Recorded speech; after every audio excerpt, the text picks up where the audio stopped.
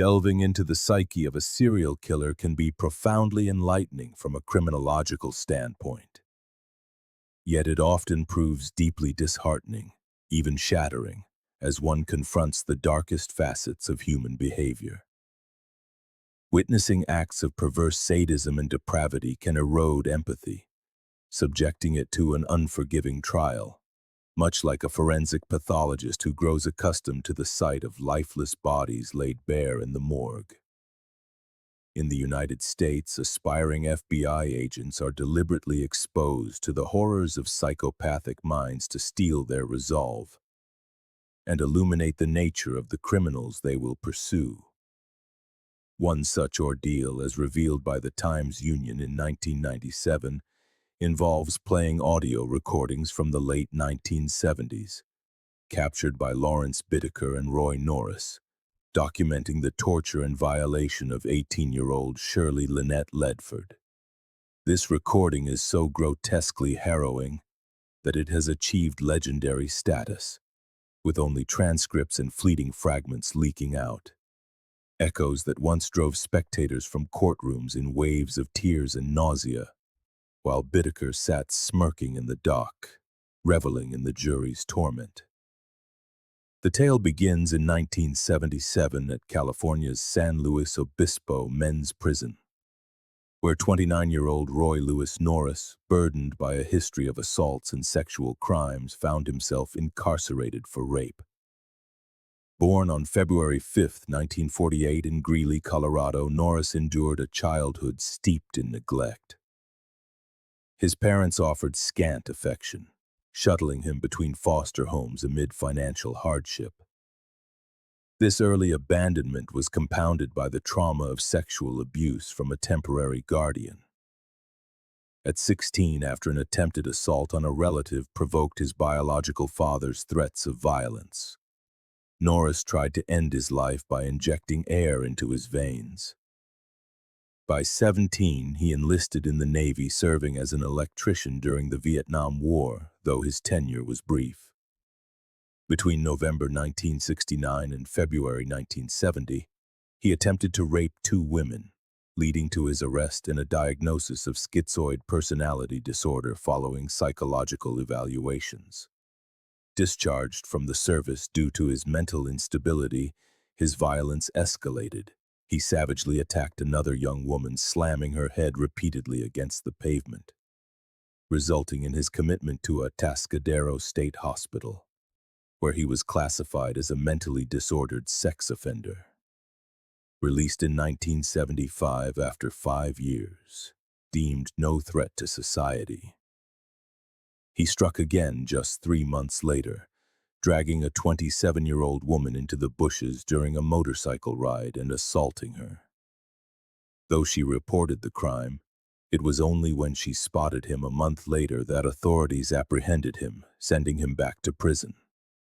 There, Norris faced peril from fellow inmates, his reputation as a rapist marking him as prey.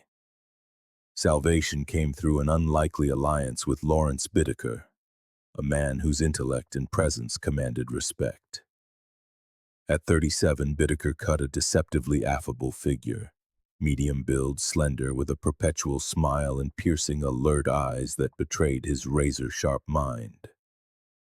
Prison tests had revealed his genius-level IQ of 138, the highest in federal records, making him a formidable and manipulative force.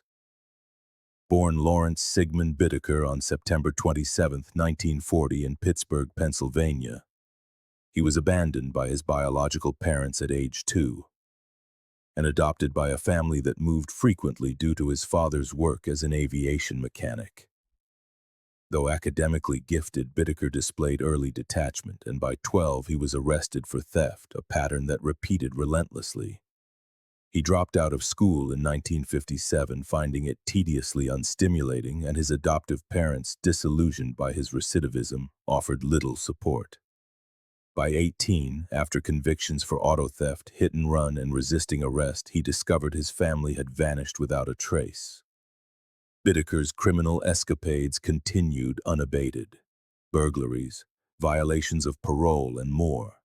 leading to repeated incarcerations in 1959, 1960, 1961, 1964, 1967, and 1971. His psychopathic tendencies were confirmed by psychiatrists who prescribed antipsychotics to no avail. He derived perverse thrill from defying authority regardless of the consequences. In 1974, caught shoplifting, he stabbed a supermarket employee in the chest, an act that landed him in San Luis Obispo prison. There he befriended Norris, shielding him from harm and forging a bond over shared fantasies of violence. Despite Norris's apathy, he grew grateful for Bittaker's protection, and their conversations darkened into plans for abducting, torturing, and killing teenage girls upon release. Bittaker proposed a chilling scheme. 7 victims aged 13 to 19, with none left alive to testify. Released in November 1978, Bittaker was followed by Norris in January 1979. They reunited in a Los Angeles bar where Bittaker, now a high-earning aircraft mechanic, and Norris, an electrician living with his parents, hatched their plot.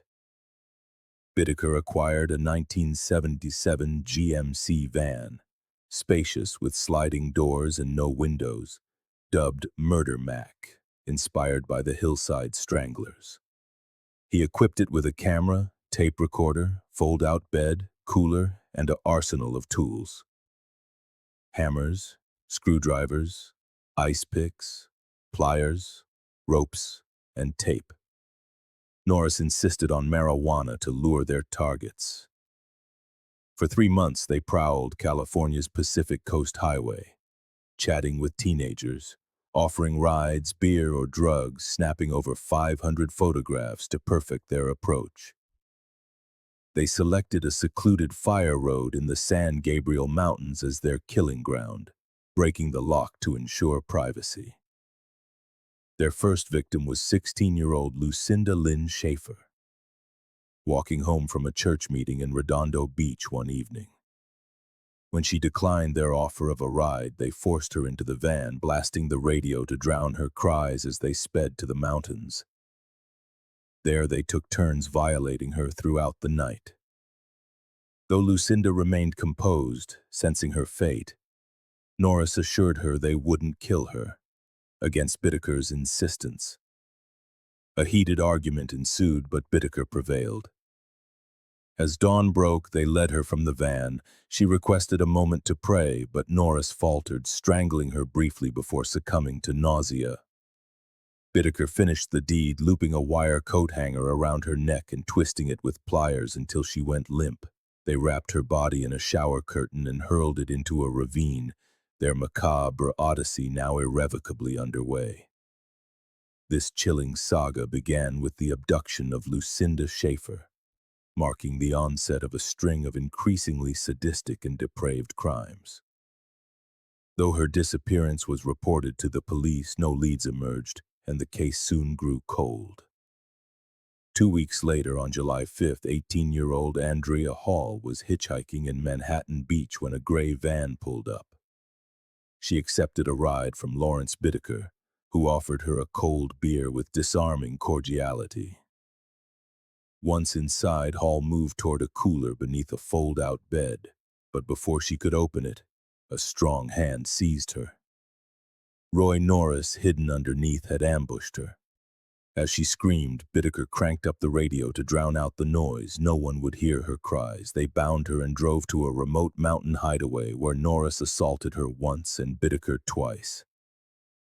Despite Norris spotting headlights and suggesting they flee deeper into the inaccessible paths, Bittaker refused to leave prematurely. He dragged Hall to a desolate spot, forcing her into explicit poses for Polaroid photographs, then demanded a compelling reason to spare her life. Overwhelmed and speechless with terror, she failed to convince him.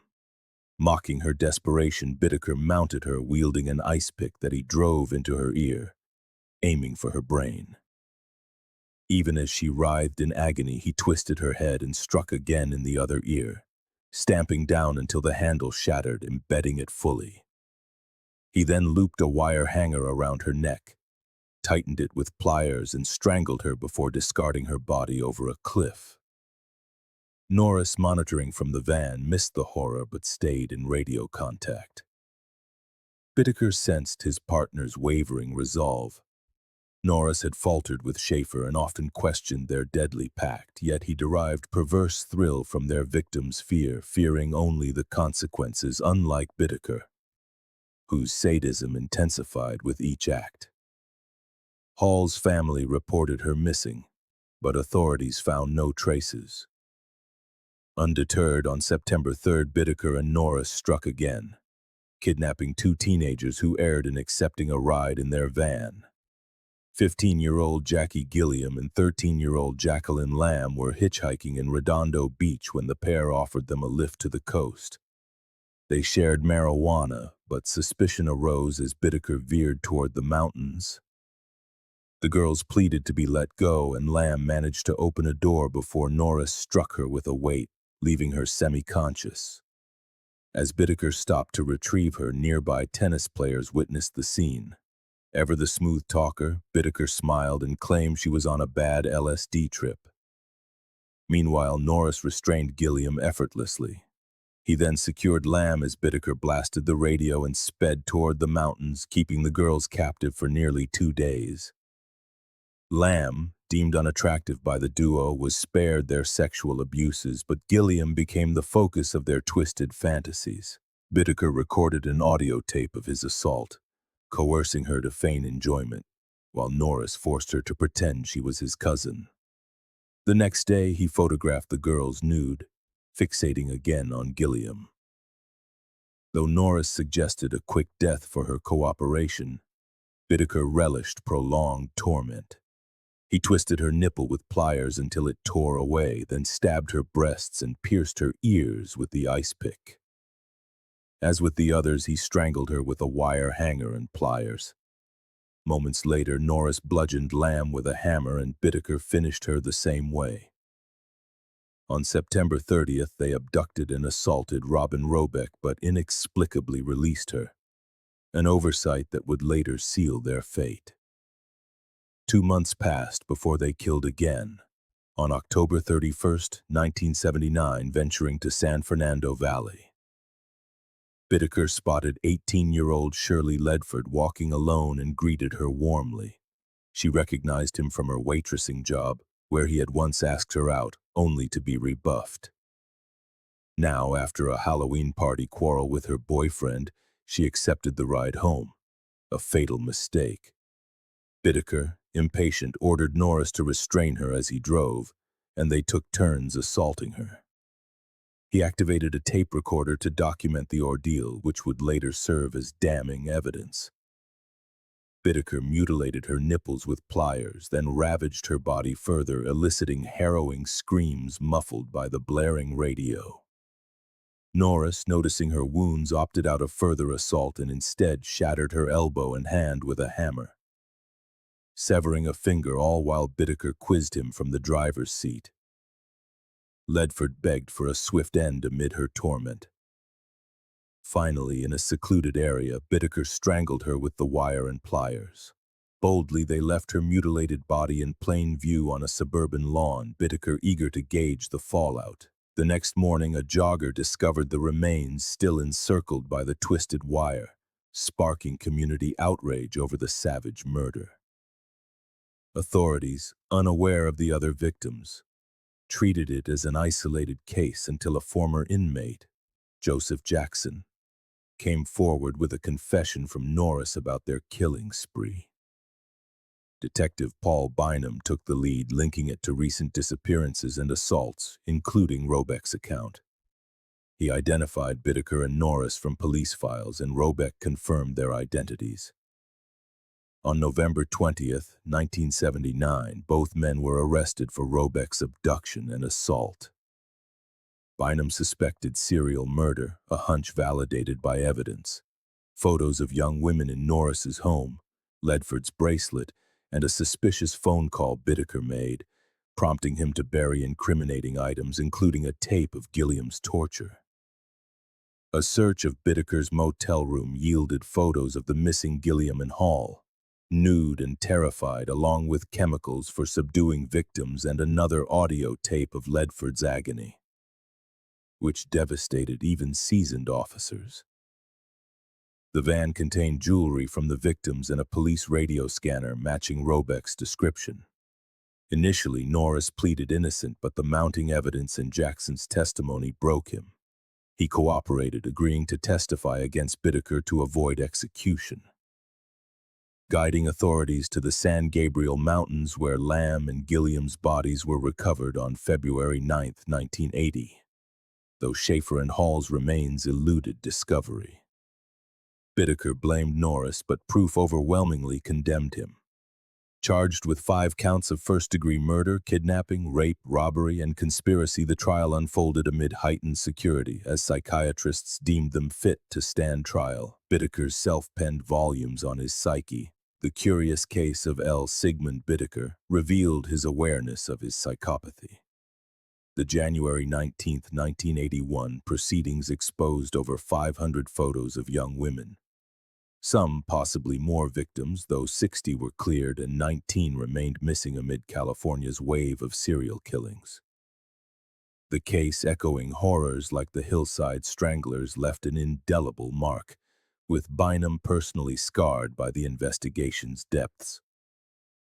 A media frenzy had descended upon the courthouse, the air thick with anticipation. But the true horror would not unfold until January 29th. When the infamous audio tape was played before a room of more than 100 people. The recorded screams of Shirley Ledford were so piercing they could be heard from outside the courtroom, silencing the entire press corps. Minutes into the playback, the first jurors began to flee the room, unable to bear it any longer. Some wept openly, telling the cameras they had never encountered such pure horror. Others, visibly shaken, simply retreated to a corner to be sick. Those who remained, enduring the full 11 minutes of the recording, sat in stunned silence, hands clamped over their ears or covering their faces. And through it all, in the defendant's box, Lawrence Bittaker smiled from ear to ear. During a recess, Prosecutor Stephen Kay attempted to address the media, but his voice broke the moment he began to speak. Fighting back tears, he offered a brief apology and withdrew, clearly overwhelmed. The decision to subject the jury to such a recording was questioned by some, but Kay later defended the choice. He stated that while everyone had been profoundly affected, it was essential for the jury to hear the tape to understand the full depravity of the crime and deliver justice with the full force of the law. It was then that the press christened them the Toolbox Killers, after learning they kept their improvised instruments of torture in a common toolbox. Bittaker admitted to listening to the tapes daily while driving his van, but he concocted a ludicrous defense, claiming he had paid his victims to feign being tortured. He also attempted to pin all 5 murders on his partner, Ray Norris, but the evidence told a different story. Needless to say, no one believed him. By then, everyone in the courtroom was certain Bittaker would face the death penalty. Prosecutor Stephen Kay described the case as one of the most shocking and brutal in the history of American crime, a powerful statement considering he had also been involved in the trial of Charles Manson. He added that if the death penalty was not appropriate for Bittaker, he didn't know for whom it ever would be. 3 weeks later, on February 17, 1981, Lawrence Bittaker was found guilty of 5 counts of first-degree murder. A month after that, he was sentenced to die in the gas chamber at California's San Quentin State Prison. Shortly thereafter, Ray Norris pleaded guilty to all charges. He was sentenced to life in prison. As for the 19 other disappearances they were suspected in, police believed both men were involved, but could never definitively prove it. While incarcerated, Norris painted a chilling picture of his partner. He admitted that he enjoyed tormenting their teenage victims, but insisted he never killed anyone, blaming everything on Bittaker, whom he described as a manipulative psychopath. In fact, Norris confessed he was afraid of Bittaker, calling him an impulsive man whose thoughts were dangerously unpredictable.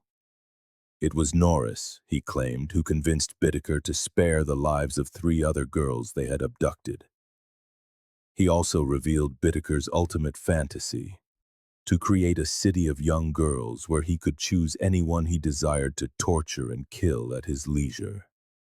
But despite his cooperation, Roy Norris was a cold, self-serving individual who never once showed a shred of remorse. Lawrence Bittaker would spend decades on death row, granting numerous interviews. He developed a strange confidence in a journalist named Laura Brand, to whom he eventually gave the coordinates where the bodies of his first 2 victims could supposedly be found. Despite Brand providing this information to investigators, the remains are still believed to be hidden somewhere in the desolate San Gabriel Mountains. Bittaker soon realized he had become a dark celebrity, a fact cemented by the hundreds of letters he began to receive. He made a point of answering each one, signing off as Lawrence Pliers Bittaker. Like Charles Manson before him, he sold locks of his hair on the black market for so-called murderabilia, and even designed bizarre postcards to sell to collectors. On death row, he befriended other notorious serial killers, such as William Bonin and Douglas Clark. He managed to postpone his execution through numerous appeals, becoming such a prolific litigant that the prison eventually barred him from filing more motions without a lawyer's approval. In the end, Lawrence Bittaker died of natural causes on December 13, 2019, at the age of 79. He never expressed remorse for his brutal crimes. His only regret, he said, was having to spend his final days behind bars. Roy Norris, for his part, became a model prisoner. In 2009, when he became eligible for parole, he simply declined to attend the hearing. He died on February 24, 2020, at the age of 72. The audio tape of Shirley Ledford's torture has since become a dark legend. Its influence has been felt far beyond the courtroom, most notably in the Netflix series Mindhunter, based on the book by legendary FBI agent John Douglas. In the show, a young agent is forced to listen to the recording to test his mettle. He cannot make it to the end. John Douglas himself has stated that of all the killers he profiled, Lawrence Bittaker was the one who disturbed him the most. He was candid about the toll it took on him personally, admitting that he would lie in bed next to his wife, haunted by the memory of the recorded screams and his chilling conversations with the killer. Jonathan Demme, the director of The Silence of the Lambs and a friend of Douglas, obtained a copy of the tape. He was so profoundly affected that he invited actor Scott Glenn, who was set to play Agent Jack Crawford, to listen to it, believing the experience would help him understand the true psychological weight carried by a real FBI agent. Glenn later stated that after listening, he broke down in tears. As a father of 2 daughters, the contents were inconceivable. He had always been a staunch opponent of the death penalty, but that experience changed his mind forever. Years earlier, prosecutor Stephen Kay had issued a stark warning. "Everyone who has heard this tape," he said, "has had psychological problems, including me. You can't have a Hollywood actress imitate what's on that tape. It's something too raw, too visceral. I remember waking up from nightmares for up to 2 years after the trial ended.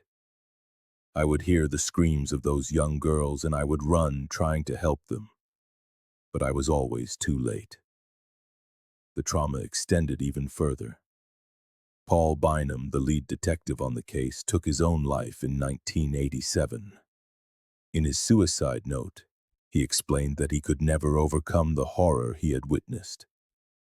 He was plagued by sleepless nights, terrified by the possibility that Bittaker or Norris might one day escape and come for his wife and daughter.